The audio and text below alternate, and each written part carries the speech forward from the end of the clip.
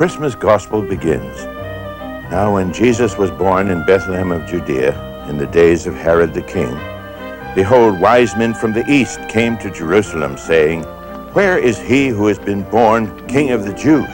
For we have seen his star in the east and have come to worship him. Herod the Great was king of the Jews, but there was a persistent expectation among his people that God would raise up a divine king, a Messiah, whose birth would be heralded by a majestic star. St. Luke records the fulfillment of that messianic expectation. At that time, the Emperor Augustus ordered a census to be taken throughout the Roman Empire. Everyone went to register himself, each to his own ancestral village. So it was that Mary, soon to be the mother of the promised Messiah, traveled with Joseph, her betrothed, from Nazareth to Bethlehem. For Joseph's ancestral village was Bethlehem, the birthplace of his forefather, David. In the days of Joshua's conquest, Bethlehem had another name, Beit Lahum, House of Lahum. Lahum was the Canaanite god of war, and Beit Lahum was his sanctuary city. It is one of the ironies of history that the Prince of Peace should be born in a city once devoted to the god of war.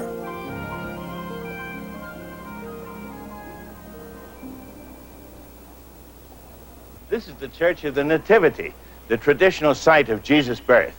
It's difficult to prove that it is the exact site, but the church over this ruin dates from that period. The church is Crusader, built on Byzantine foundations. There's only this single low entrance. It was built that way for two reasons, one spiritual and the other military. Everybody who entered here had to bow at the birthplace of the Lord.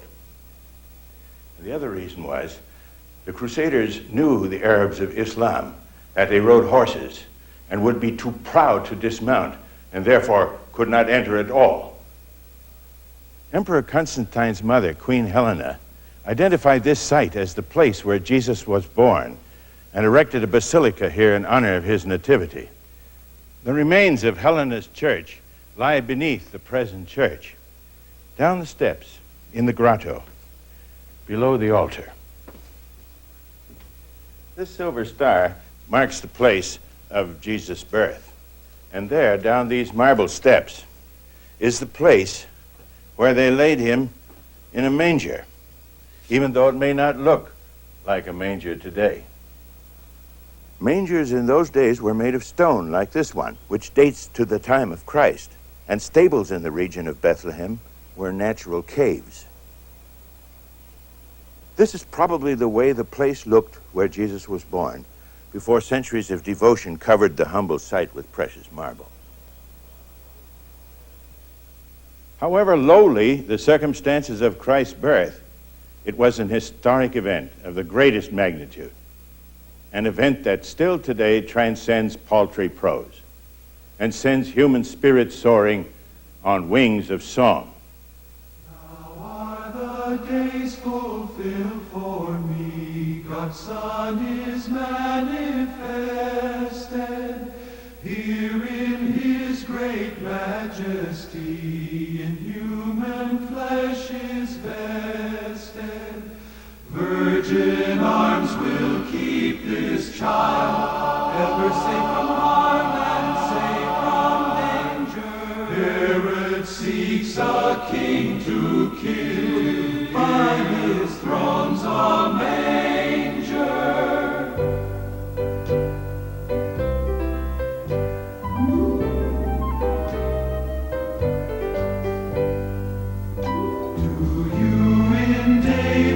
Town this day is born of David's line, a Savior who is Christ the Lord, and this shall be the sign.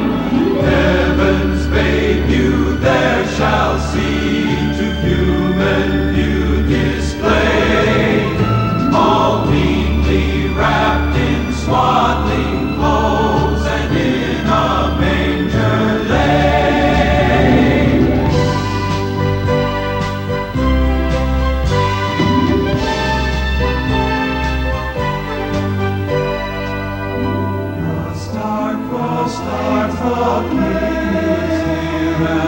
wise men's go, and led by light to light they come, the Lamb of God to know.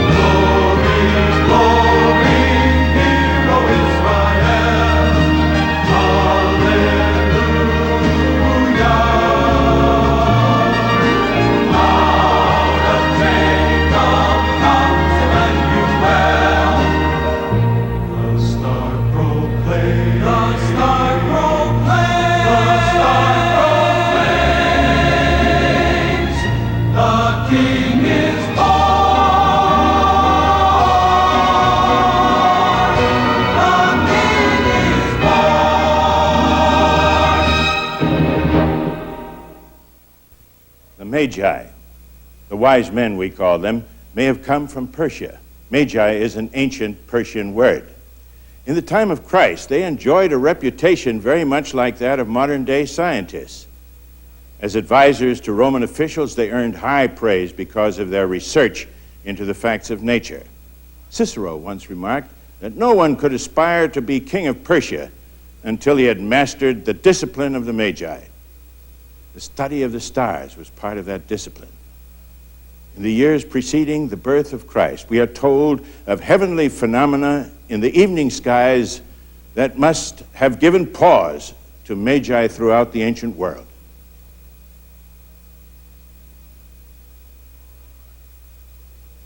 Dr. Paul L. Meyer, professor of ancient history at Western Michigan University, has done a lot of research on the events of the first Christmas, having published a book by that title. Scientists and historians, along with a lot of other people, have been intrigued by the star which is associated with the events of Christmas. What do scientists say about all of this? Dr. Hoffmann, there are three main explanations. The first explanation is that the Star of Bethlehem was a comet. And, of course, comets are very, very flashy. Halley's Comet comes to mind, of course, but it couldn't have been Halley's Comet because this passed over Jerusalem about 12 BC at its nearest pass in those days, and that would have been about 5 or 6 years too early for the Christmas story. Another explanation is that the Christmas star was a nova. This is a new exploding star, so bright that you can see them in the daytime even near the sun. The only problem there is that science has no real record of such a nova that exploded at the time of the first Christmas. So I prefer this wonderful old explanation that Johannes Kepler first trotted out in the 1603 it was. Kepler said that it must have been a triple conjunction between Jupiter and Saturn, which almost impinged on each other 3 times in the year 7 BC. You have quite an astrological message loaded there. Not that I believe in astrology, I know you don't, but the Magi did. And according to the astrology, the Jupiter planet is the ruling, brightest light in the night sky. Therefore, it is the planet of the king or the ruler. And Saturn symbolizes the planet of Israel. As a matter of fact, the biblical book of Amos refers to Saturn as the shield or the defender of Israel. It's their day, as you know. Saturn Day is the day of their worship. We call it Saturday. And so the message now is what happens when Jupiter almost touches Saturn 3 times. Jupiter, a king, is coming to Saturn, Palestine. A king is coming to Palestine, is the message they read in the stars. So this coincidence seems to go along with the conjunction. But is it really a coincidence when it was 7 BC that this conjunction took place? I know this may throw people off because they assume that Jesus was born in the year 0. There never was a year 0, by the way. It goes from 1 BC to 1 AD. And Jesus himself was actually born, we estimate, around 5 BC, or 5 years before himself. Don't blame him for that. There was a glitch in the recomputation of the calendar in the 6th century AD when a monk named Dionysius decided that we're not going to orient our ears anymore to the founding of the city of Rome. That had been the great date before that. 753 BC. 753 BC. And Dionysius said, no, Jesus was born 753 years after the founding of Rome, when in fact it was only 748 years. So 5 BC is perfect because Herod instructed his soldiers to kill the babies in Bethlehem 2 years old and under, according to the time of the star as reported by the wise man. So 7 minus 2 is 5 BC. It works out perfectly for the Christmas story.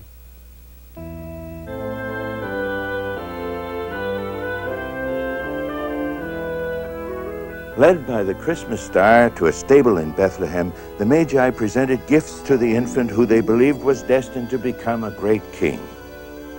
Gold, frankincense, a fragrant gum resin used as incense in most religions of antiquity, and myrrh, a liquid perfume which Persian kings often wore in their crowns.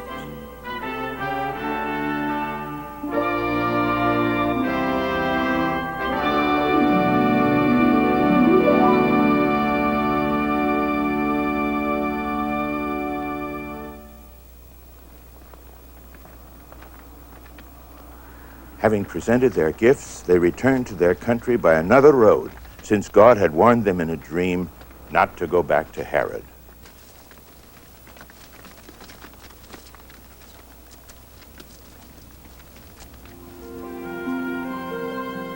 The 40th day after his birth, Mary and Joseph took the infant Yeshua on a 7-mile journey from Bethlehem to Jerusalem. According to Jewish law, this was the first day since birth that mother and child could appear in the temple of God. Today, Jewish archaeologists are carefully excavating the temple that stood in Jesus' day. Here in the middle of the southern wall, they've uncovered the great staircase, which ascended by tunnels into the court of the Gentiles. Many of these steps are the very ones Mary and Joseph would have used as they carried the baby Jesus up into the temple. In all, there were 30 steps on what was once a gigantic 215-foot wide stairway.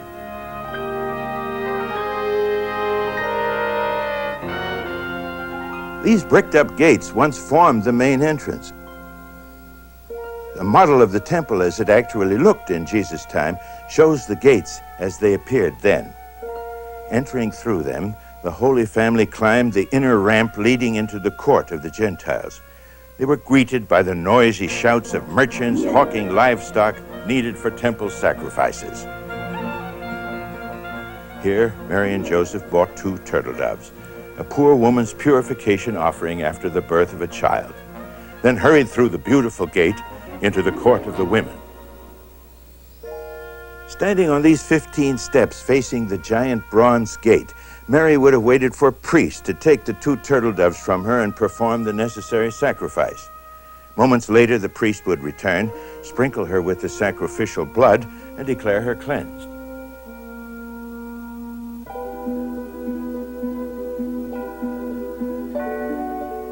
She would have left the temple had it not been for an ancient man who suddenly lifted her baby out of her arms. His name was Simeon, a God-fearing man who had received a promise that he would not die before he had seen the Lord's Messiah. Simeon said to Mary, "This child is chosen by God for the destruction and the salvation of many in Israel. He will be a sign from God which many people will speak against, and sorrow like a sharp sword will pierce your own heart." This was no angel in a dream. It was a flesh and blood man. Mary and Joseph must have been proud and excited, and also perplexed and a little bit frightened as they hurried back to Bethlehem. When Herod in his palace at Jerusalem learned that the seers from the east had tricked him, had gone back to their country without revealing the identity of the child king they were seeking, he was furious. He gave orders to kill all the male children in Bethlehem and vicinity who were 2 years of age and under. This was in accordance with what he had learned from the visitors regarding the time when the star had appeared.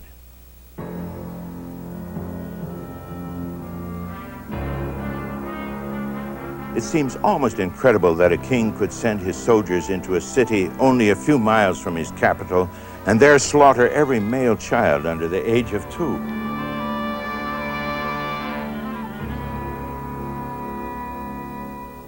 Could a king actually do this? Yes, if the king was Herod. His favorite wife was Miriamne, granddaughter of Jewish royalty. The marriage that began so happily would end tragically. 24 years before the slaughter of the innocents, Herod began to have doubts about his wife's faithfulness. In a suspicious rage, he ordered her instant execution. The executioner's sword had barely done its grisly deed when wild remorse came over the king. Lord Byron has described the shattering lament of Herod. O Mariamne, now for thee the heart for which thou bledst is bleeding.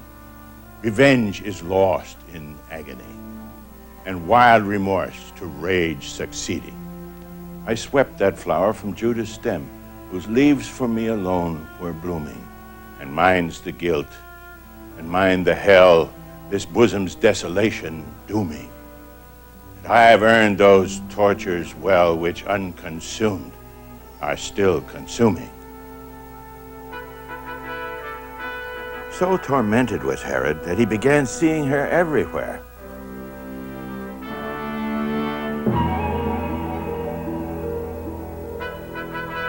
Miriam.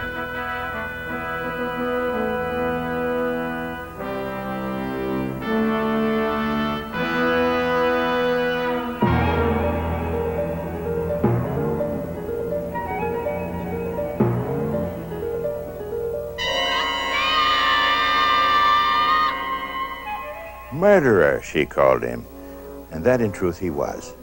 The massacre of Bethlehem's infant sons was not beyond the man who eventually ordered the execution of 3 of his own sons. Caesar Augustus, who knew Jews were forbidden to slaughter pork, said in wry humor, "I would rather be Herod's pig than his son." Herod did order the slaughter of the children in Bethlehem. Before the order could be executed, Matthew says, an angel of the Lord appeared to Joseph in a dream and said, "Herod will be looking for the child in order to kill him. So get up, take the child and his mother, and escape to Egypt and stay there until I tell you to leave." So Joseph got up, took the child and his mother, and left for Egypt.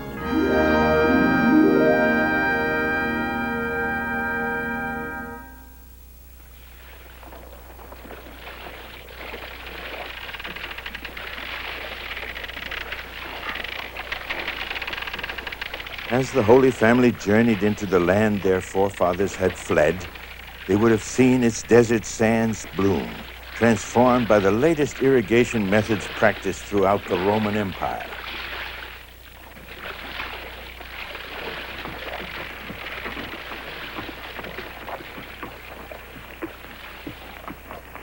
The task of tending these water wheels was given to children only a half dozen years older than the infant Jesus himself.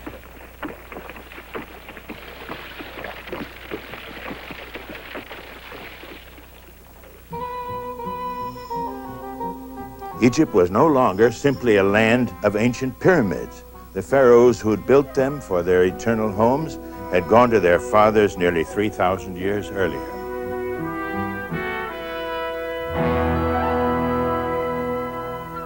Ramses II, the great monument-building pharaoh before whom Moses had stood, had been dead for at least 1,200 years.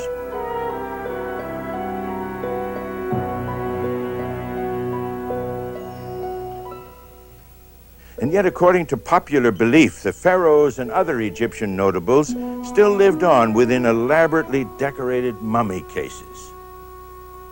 Here, their carefully preserved bodies supposedly existed in a state of suspended animation, awaiting the return of the body's life force.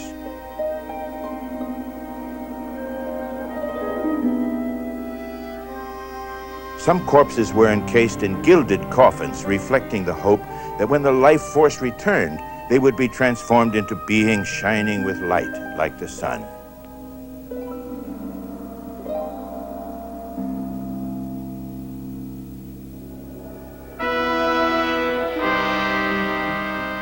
to this land, so pregnant with hope for life eternal, came the child who would one day declare, "I am the resurrection and the life. Whoever believes in me will never die."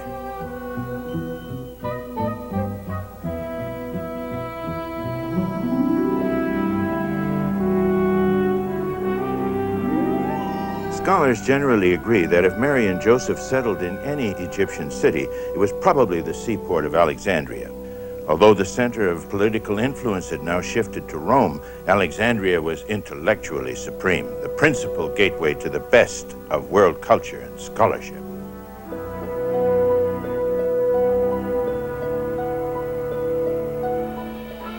300 years earlier, when Alexander the Great swept out of Macedonia to conquer the world for Greece, he personally established the city, bequeathing to it his own name.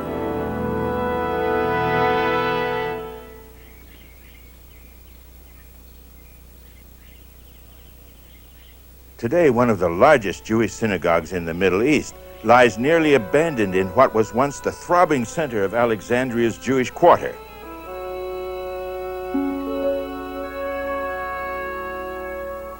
Its synagogue then was far larger than any in Israel, so large that when a rabbi addressed the congregation, assistants would run halfway down the length of the building and repeat the message so that those in back could hear.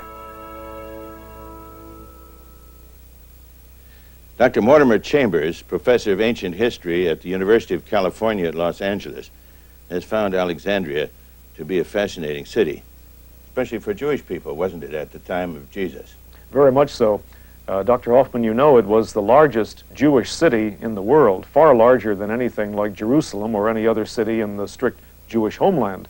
So when Jesus and his family arrived there, they were not going to some small suburban or provincial town, but they were coming to the center of ancient civilization, and especially ancient Jewish civilization. It's thought that the Jews of Alexandria numbered about 40% of the entire population of this already very large city. The Jews living there, many of them, had forgotten their Hebrew language, and they could no longer read the Hebrew scriptures in the original. So it became necessary, about 130 before our era, to make a translation of the Old Testament into Greek, which ranks as the first translation of the Bible into any other language. And it was a very good translation, wasn't it? Well, it's respected today, and there is a curious legend connected with it, which is that 72 scholars worked on this translation, each of them working separately, isolated from the others, and when it was all said and done, they had produced 72 identical translations word for word. This may be what we could call an enhancement of the truth, but at least that is the legend. And we call this translation the Septuagint, because in Latin, Septuaginta does mean 70. It was done on papyrus for the most part, wasn't it? Yes, we have here a replica of what one of these papyrus scrolls would have looked like. You would roll it up and back and forth again as you read the text that was preserved there. It was a little more difficult to read than modern Greek text because the words ran right into one another. Yes, this was done without punctuation and just in these columns without any paragraphing of any sort, but they were used to that in those days. Well, the name of Cleopatra, of course, has always been associated with Egypt and Alexandria.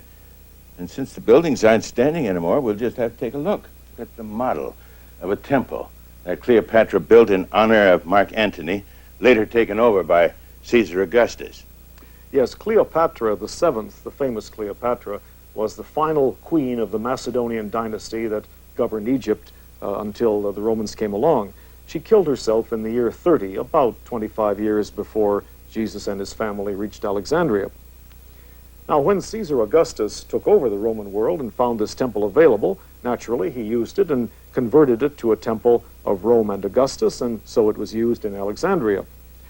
It's interesting to remind ourselves that in front of this temple stood these two famous granite obelisks that we call Cleopatra's Needles. And these became prey for modern collectors. One was taken off to London, where it stands now on the embankment of the Thames River, and the other is in our own Central Park in New York. Thus, these two needles of Cleopatra are reminders of ancient Alexandria that have persisted right down into modern times. Here under the shadow of Caesar, Jesus and Mary and Joseph may have lived until the man whom Caesar appointed king of the Jews would die. Herod's death came slowly, filled with extreme mental and physical agony. Intestinal cancer may have caused the excruciating physical pain, while advanced syphilis contributed to his mental anguish.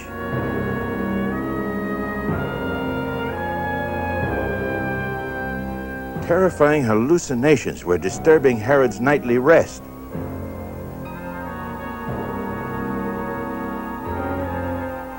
The murderer of Bethlehem's helpless sons envisioned his own sons murdering him.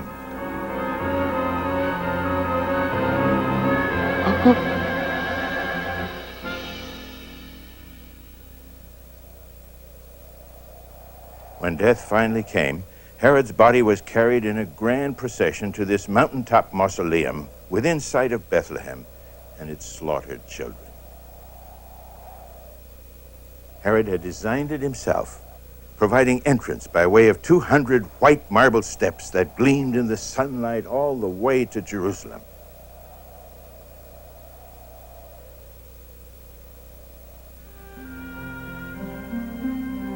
Herod's architectural plan began with twin mountains. Deciding that neither one was majestic enough to house his royal remains, he cut the top off the mountain on the left and piled it on top of the one on the right. Having created a tomb for himself, taller than the pyramids of Egypt, he proceeded to turn the interior into a monument, truly befitting the King of the Jews, calling it the Herodian.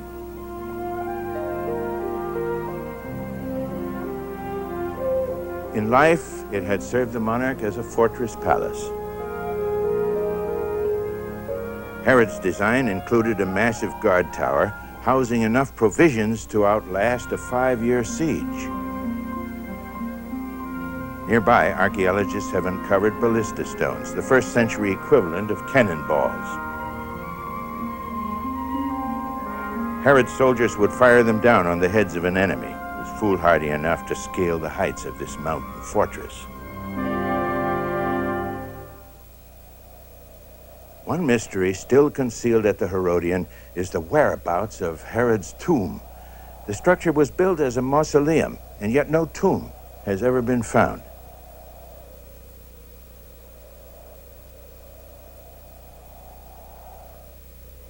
Presently, archaeologists are digging at the base of the mountain, speculating that Herod may have arranged for a secret burial place outside the monument itself. Did Herod deliberately conceal his mortal remains, fearing that his grave would be desecrated by his enemies? The answer, like so many associated with his incredible rule, lies with Herod, King of the Jews.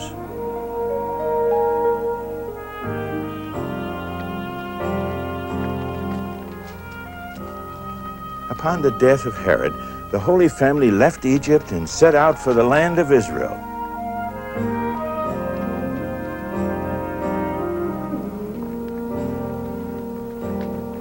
Avoiding Bethlehem with its disturbing memories, they traveled instead the road to Nazareth, where Jesus would grow up. In this way, the prophecy came true. He will be called a Nazarene.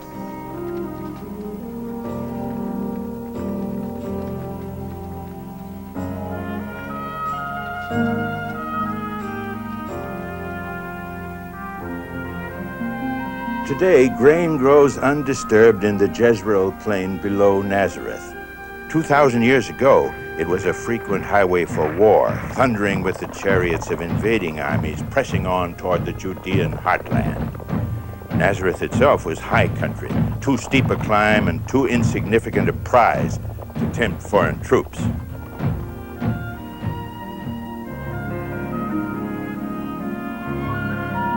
Safe on this Galilean hilltop crowned with thick oak forests, the boy Jesus made his home. The oaks were an abundant source of timber for the carpenters of the region.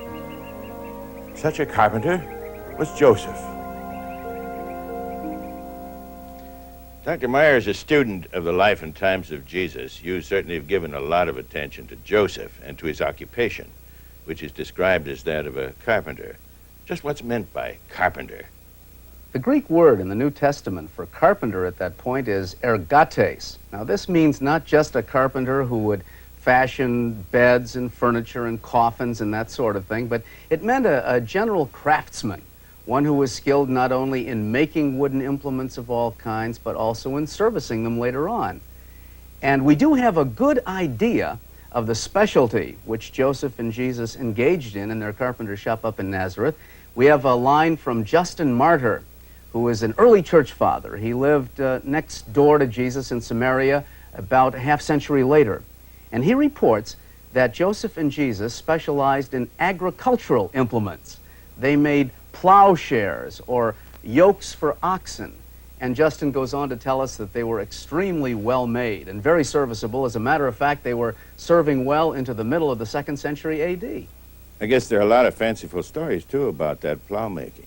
Oh, yes. We had novelists 1900 years ago as we have them today. One of the charming stories in the apocryphal Gospels, that is the false Gospels, tells about Joseph sometimes not measuring correctly and cutting big planks a little bit too short, in which case he would simply whistle. Jesus would come over and zap the board exactly out to the proper length. But of course that didn't happen. It was a real village with real people, working real fields and using real plowshares.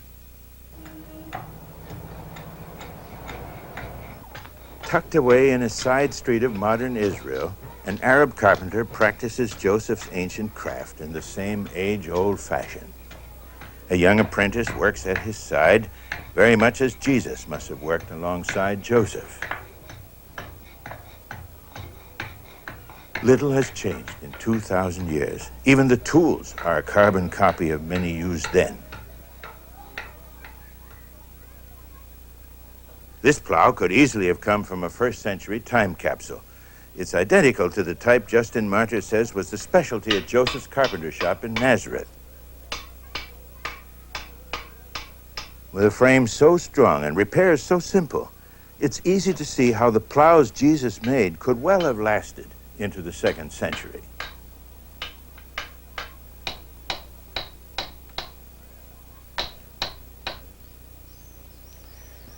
Jesus grew up in a simple home, like this 1st century house.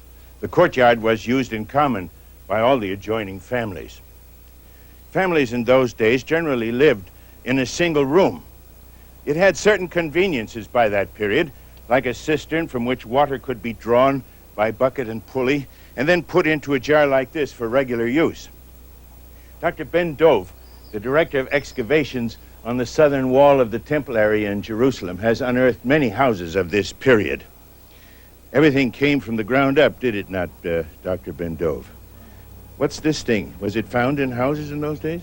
That's a typical hand mill that was found almost in every home of that period, of that time. And you can see how they used it. They used to take some wheat and put into this hole at the center of the mill, and then to turn it.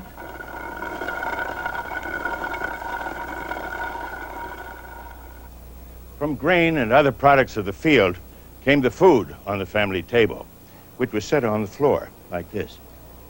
Dr. Ben Dove, which meal of the day would this be? That was a breakfast, a typical breakfast of that time, and we can see they used the skin as a table. They just put it on the floor, and then we can see that they used for breakfast eggs, cheese, olives, and vegetables. They used for sweets some almonds, some dates, and figs. What would be in these bottles? And in the bottles they used to put olive oil, and vinegar. How was that bread baked? Bread was baked in an oven. This is the oven. You can see the opening. They put wood into the oven and they heated it. When it was hot enough, they put a stone on the chimney, and then they put the bread into the oven and they locked it. After 20 minutes, they had prepared bread. What about soups and stews? How did they make those? For this, they have a stove, and we can see here a typical stove of those days. And you can see 2 cooking pots on the top of the stove and the place of the fire. You can see here an original oil lamp. If it was dark, if it was night, they used oil lamps. The pious overlay of the centuries has covered the places associated with Jesus' life in marble, gold, and precious stones. But a house like this is the reality. Less than a day's journey from Nazareth stand the ruins of Chorazim. Its mute boulders are the last remaining witnesses to the laughter of children that once rang through its streets, or the chanting of Hebrew boys that once emanated from its synagogue school.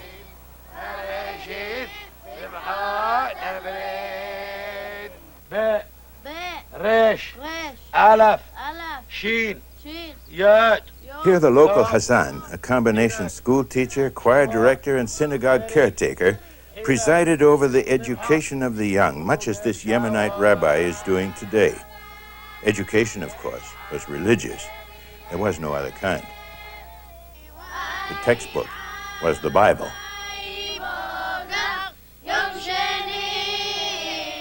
These children have printed Bibles of their own, but it was not so in Jesus' time.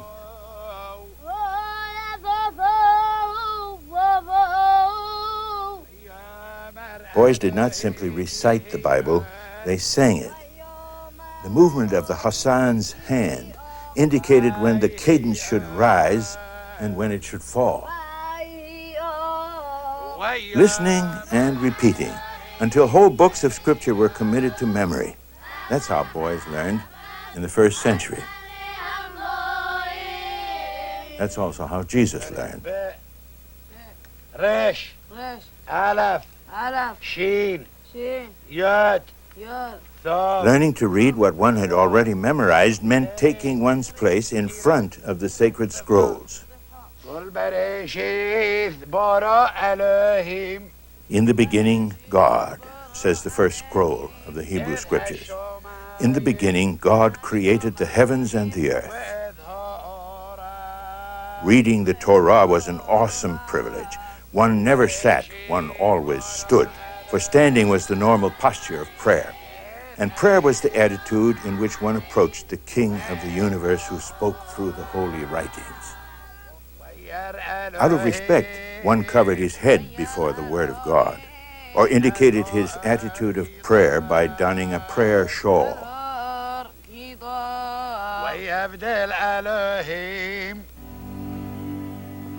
Baruch Atah Hashem Elokeinu Melech Haolam.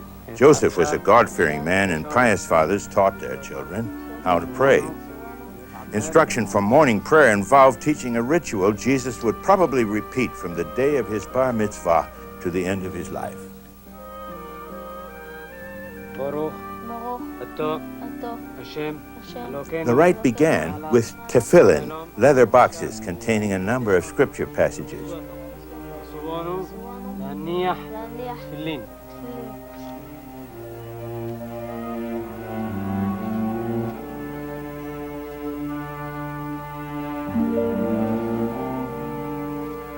Before one prayed, he literally bound himself with the Word of God, first on the arm, next to the heart,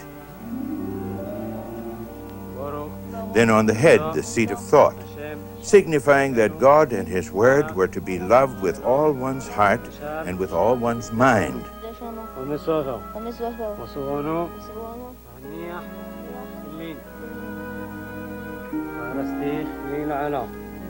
As the leather thong was wrapped around the middle finger, the Lord's loving pledge to His people was recited. I will betroth thee unto me forever. Yea, I will betroth thee unto me in righteousness, in loving kindness, in mercy, in faithfulness, and thou shalt know the Lord.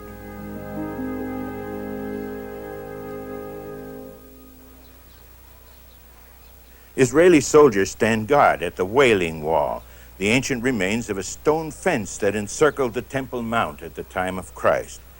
When the Romans put down the Jewish rebellion and destroyed Jerusalem's temple in 70 AD, they left this one wall standing as an object lesson, a warning. That wall is the most sacred spot in modern Israel, the favorite place of prayer for modern Jews. Some sit because they have come to pray for hours on end.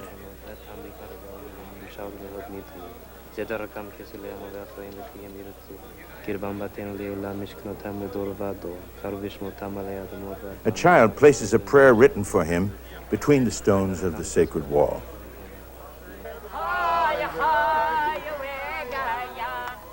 13-year-old Jewish boys come here for their bar mitzvah, the ceremony in which they enter fully into the religious heritage of their people. This is the Torah, they sing, which God gave the people of Israel by the hand of Moses. For the first time in his life, the boy who has come of age will read the sacred scriptures in the presence of a congregation. It is a proud moment for him, as well as for his mother, his aunts, and his sisters. From now on, he is a man of Israel, responsible to God for his spiritual life, responsible for his own conduct.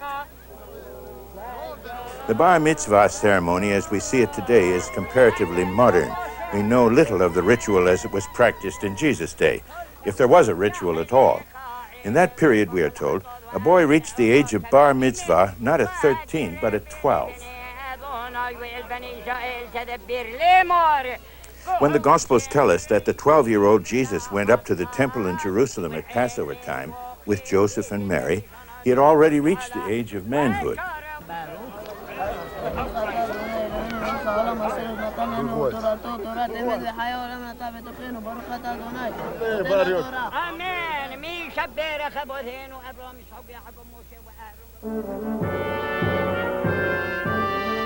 Apparently, Jesus spent a good part of the Passover week within the temple courts, where crowds of pilgrims congregated along the magnificent colonnades, listening to the theological discourses of popular preachers and learned scholars. As a man of Israel, Jesus would have been allowed to go beyond the court of the women, through the great bronze door, into the court of the men. Here he would have seen the great altar of sacrifice, built over the rock where Abraham once offered his son, Isaac.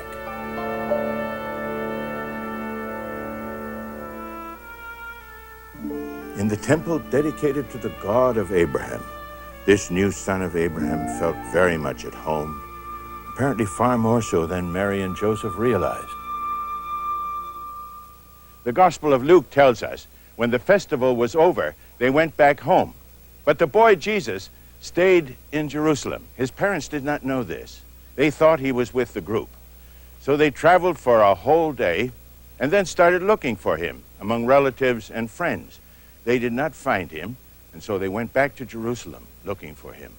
On the third day, they found him in the temple, sitting with the Jewish teachers, listening to them and asking questions. All were amazed at his intelligent answers. His parents were astonished when they saw him. And his mother said to him, "Son, why have you done this to us? Didn't you know that your father and I were very worried looking for you?" And Jesus answered, "Why did you have to look for me? Didn't you know that I would be in my Father's house?" But they didn't understand this answer. Leaving the Temple Mount, Jesus returned to Nazareth, where he grew both in body and in wisdom, gaining favor with God and men.